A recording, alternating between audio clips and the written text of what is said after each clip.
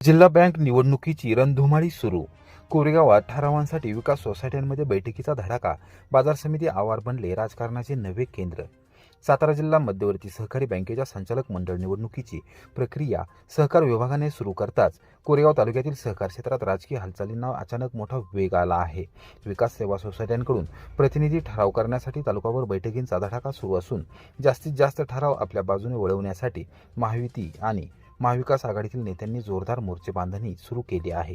जिल्हा उपनिबंधक सहकारी संस्था संजय कुमार सुद्रिक यांनी निवडणूक कार्यक्रम जाहीर केल्यानंतर सहकार विभागाने सर्व विकास सेवा सोसायट्यांना संचालक मंडळाच्या बैठका घेऊन विषय पत्रिकेवर ठराव मंजूर करण्याचे निर्देश दिले आहेत. यासाठी काल मर्यादाही निश्चित करण्यात आल्याने तालुक्यातील सोसायट्यांमध्ये बैठकीचे सत्र सुरू झाले आहे.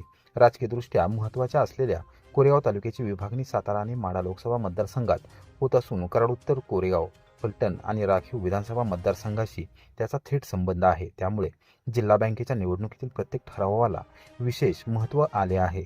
कोणत्या सोसायटीने कोणाच्या नावाने ठराव केला, कोणत्या गटाला किती पाठबळ मिळाले याची चर्चा सध्या गावागावात रंगू लागली आहे.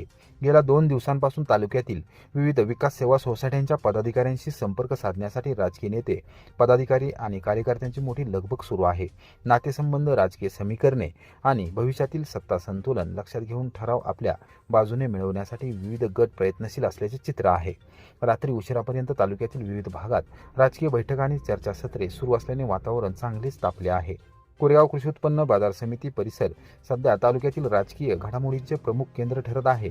सहाय्यक निबंधक सहकारी संस्था कार्यालयाच्या पाठीमागील सभागृहात विविध सोसायट्यांच्या संचालक मंडळाच्या पदाधिकारी निवडीच्या बैठका होत असल्याने परिसरात दिवसभर नेत्यांची वर्दळ आहे. मंगळवारी बाजार समितीच्या सभापती पदाची निवड, बुधवारी खरेदी विक्री संघाच्या अध्यक्ष व उपाध्यक्ष पदाची बिनविरोध निवड, तसेच विविध विकास सोसायट्यांच्या बैठका आणि जिल्हा बँक निवडणुकीसाठीचे ठराव यामुळे बाजार समिती आवार भर पावसात अक्षरशः गजबजून गेले होते. कोरेगाव भाग विकास सेवा सोसायटीसह अनेक संस्थांमध्ये जिल्हा बँक निवडणुकीच्या पार्श्वभूमीवर महत्त्वपूर्ण बैठका पार पडल्या.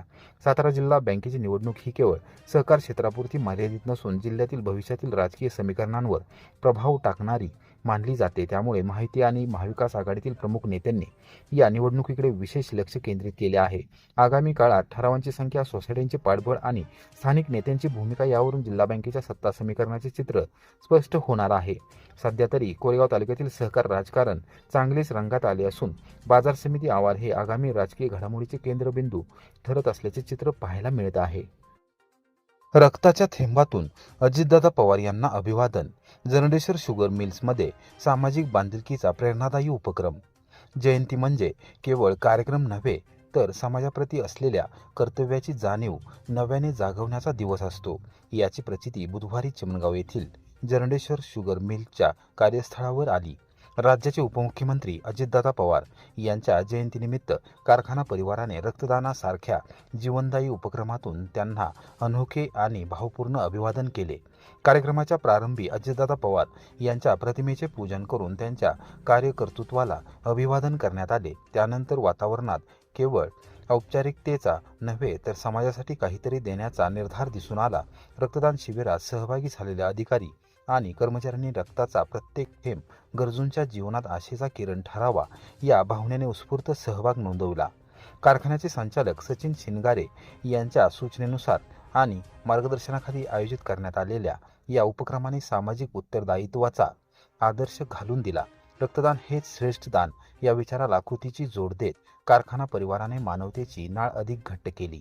या प्रसंगी कार्यालय अधीक्षक संदीप सावंत, वर्क्स मॅनेजर सुभाष थोरात, मुख्य शेतकी अधिकारी Chandrakant Thopte, HR manager Digambar Gide, distillery manager Balasaheb Shinde, cogeneration manager Suhas Ranware, finance manager Anil Bhagat, EDP manager Rahul Bhosale, सुरक्षा अधिकारी दादासाहेब कदम यांच्यासह अधिकारी व कर्मचारी मोठ्या संख्येने उपस्थित होते. अजितदादा पवार यांच्या जयंतीनिमित्त आयोजित या उपक्रमाने एक सामाजिक उपक्रम हाती घेण्याची एक वेगळी संवेदनशील आणि समाजाभिमुख परंपरा निर्माण केली. रक्तदानाच्या कृतीतून व्यक्त झालेला हा सन्मान अनेकांच्या हृदयाला स्पर्शून गेला. स्मार्ट मीटर विरोधात रहमतपूरकर नागरिकांचा एल्गार. महावितरण कंपनीच्या कार्यालयावर राष्ट्रवादी शिवसेनेचा धडक मोर्चा. सक्ती थांबवा अन्यथा आंदोलन तीव्र करण्याचा दिला इशारा.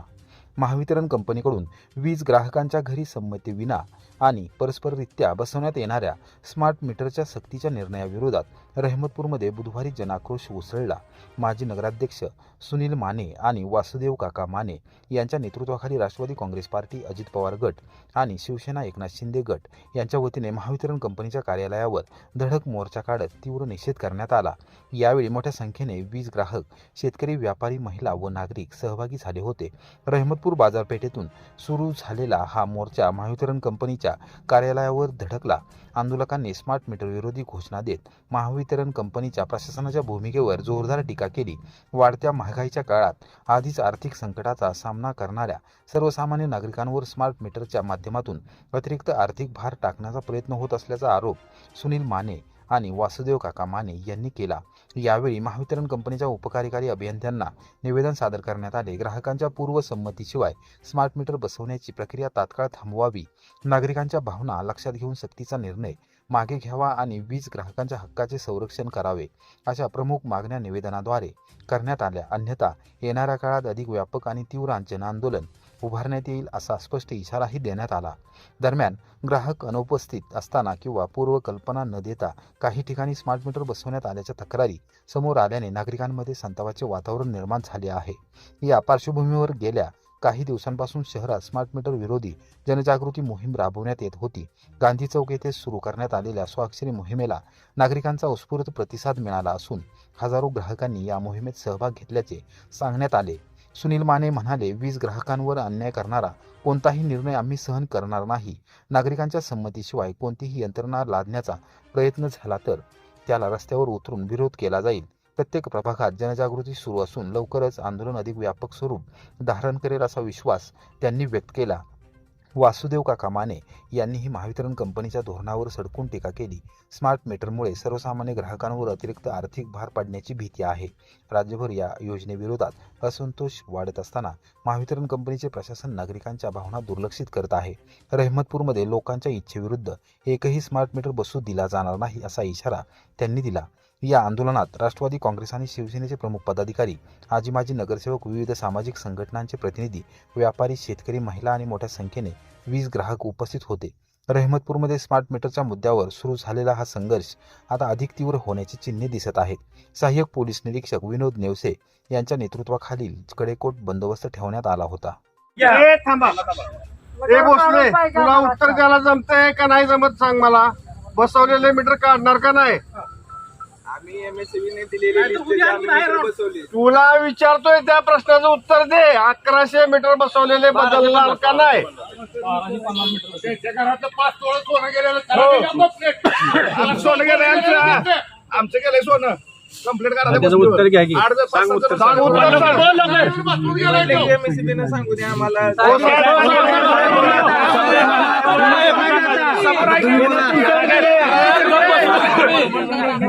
हो साहेब, टाकून मोकळा लागायचो.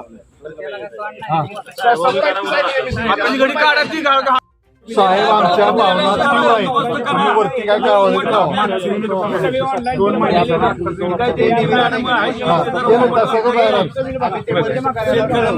भावना पण आमच्या गावाची रहमतपूरच्या भावना या तीव्र